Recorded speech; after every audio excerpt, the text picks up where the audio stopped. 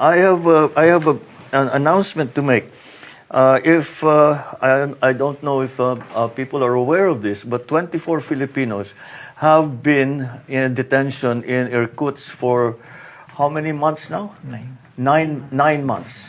Wala tayong balita.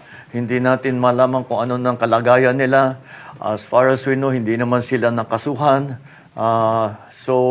Pero wala tayong makuha masyadong information hanggang ngayon.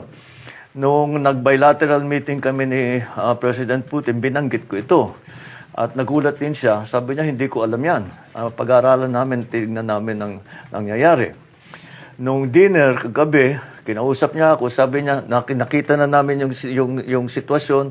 We found out where the 24 Filipinos are. We found out what the problem is with their case, with their situation.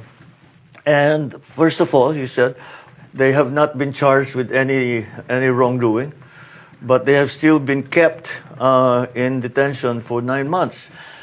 So I said, as a request, especially speaking for the families, kung pwede naman, we can find a way that they be we get some information about them. Unang-una. Pangalawa, na makahanap naman tayo ng resolution. Siyempre, respetado natin ang batas ng Russia, respetado natin ang kanilang pamahalaan. Ngunit, kung may paraan, sana magawa natin. And ginawa niya na paraan. Sabi niya, I remember the last thing he said last night after we were talking about it. He said, don't worry, we will find a way. We will find a way to fix this problem. And now, the 24 Filipinos will be released. They are ready for deportation tomorrow by 5 p.m.